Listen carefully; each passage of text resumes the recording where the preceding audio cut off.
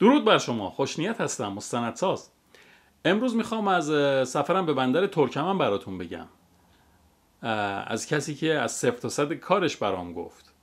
منم اونو همه جا همراهی کردم تا بتونم یه مستند خوب برای شما تهیه بکنم.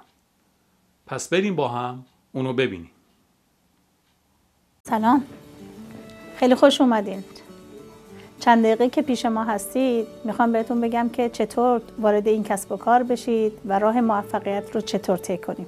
بعد به ورودم به حوزه تعاونی از اونجایی بود که اداره تعاون شهرستان حمایت‌هایی از تعاونی‌هایی که به صورت 7 نفره تشکیل شده بودن انجام میداد و من هم خودم علاقه‌مند شدم که بتونم از طریق جمعی از اونهایی که تحصیل کرده در رشته فرش دستباف بودن اومدم اینها رو جمع کردم و یه شرکت تعاونی رو تأسیس کردم. همونطور که می‌بینید این شرکت تعاونی با دعوت از اعضا و اون علاقه‌مندان و هنرجویانی که تو این منطقه هستن و علاقه‌مند هستن به این کار دعوتشون میکنیم، بهشون آموزش میدیم تو زمینه‌های مختلف، تابلو، فرش، گلیم، گپه و کاملا این دوستان میان اینجا استفاده میکنن. ما با اون دوره آموزشی که براشون تعریف میکنیم و اون فرصتی که ایجاد میشه به این اشتغال نزدیک میشن، خودشون میتونن برن تو خونه هاشون. با اینکه ما شرکت تعاونی ما تامین کننده مواد اولیه اونا هستن، ما مواد اولیه تار، پود، ابزار، داراشون رو بهشون میدیم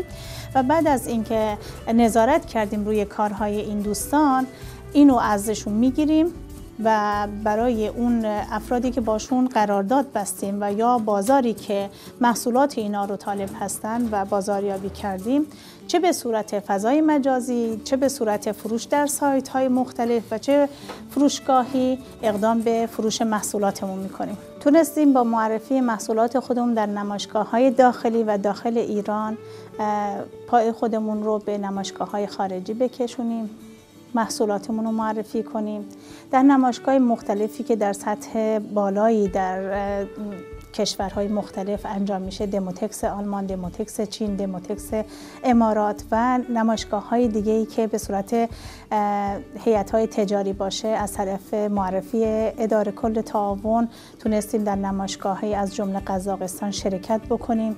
این بعد به ورود ما شد برای سلیقه یابی و توسعه بازار ما در کشورهای خارجی. تلاش کردیم نمونه محصولاتمون رو بر اساس سلیقه بازار تولید کردیم و تونستیم تجاری رو به سمت خودمون جذب بکنیم. برای اینکه ما بتونیم یه شرکت تعاونی رو تأسیس بکنیم، اداره میراث فرهنگی، گردشگری و صنایع دستی به ما یه نامه میده که ما فعال و در این حوزه هستیم.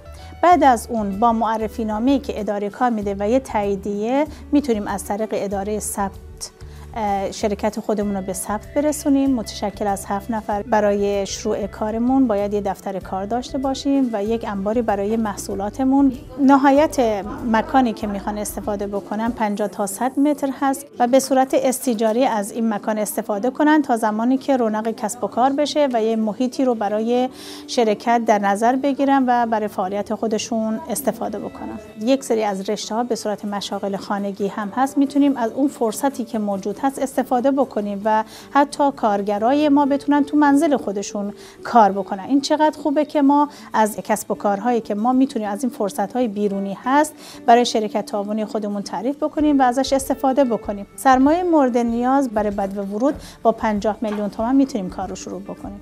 این سرمایه لازم قطعا ما بین این 7 نفر تقسیم میشه. بافنده که تماس میگیره یا اینکه ما خودمون مرحله به مرحله بافت رو کنترل میکنیم، اینکه عیب نداشته باشه، فرششون یه دست باشه، کجی نداشته باشن. بعد کنترل که میشه بافت خوب در میاد، عیب و ایرادای کمتری داره.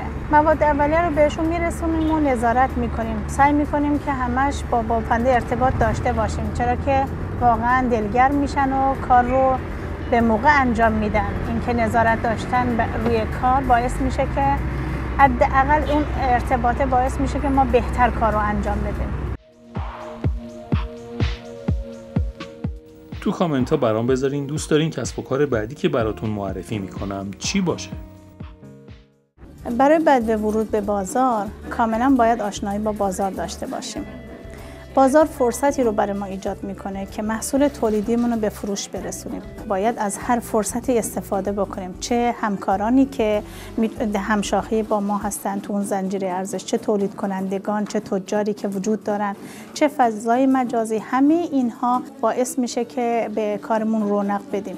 تجارت الکترونیک امروزه به ما بیشتر کمک میکنه که ما بتونیم محصول خودمون رو به فروش برسونیم. اینکه ما به راحتی و به سادگی در یک نمایشگاه قرار بگیریم، محصول خودمون رو معرفی بکنیم، باعث میشه افراد بیشتری ما رو بشناسن و با توجه به شناخته شدنمون برای مراحل بعدی و شناخت به بازارهای بین‌المللی و ملی اقدام بکنیم. همه اینها به یک تیم نیاز داشت، تیمی که باید شرکت تعاونی میشد، تیم قوی بود، فارغ التحصیل این رشته بودن که من تونستم جذب بکنم. زمانی که تولید میکردیم به راحتی میتونستم بفروشم. زمانی که این اتفاق میفته شما یه گردش مالی دارید، کارهاتون رو سریعتر به فروش میرسونید و کسب و کارتون رونق پیدا میکنه. من روزهای اول یادمه که بیشتر از 40-50 متر نمیتونستم تولید بکنم. 10 تا بافنده داشتم، شد 20 تا، 20 تا شد 200 تا. با توجه به شاخه‌های متعدد، زیر مجموعه هایی که در روستاها و شهرها به عنوان ناظرای محلی گرفتم، در منطقه گنبد، مرو تپه و حتی خراسان شمالی هم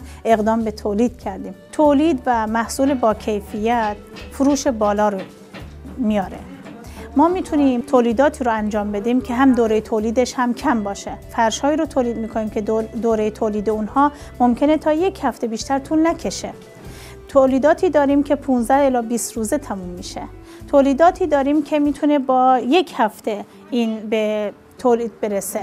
به خاطر همین این چرخش و این کاری که داریم انجام میدیم با یک دوره زمانی 1 ماه تا 40 روزه هست که اعضا میتونه از فروش اینها در داخل ایران هم اگر تو نمایشگاه ها و فروشگاه یا بخوام بفروشن نهایت تا 30-35 تا 40% به یک سودآوری برسن.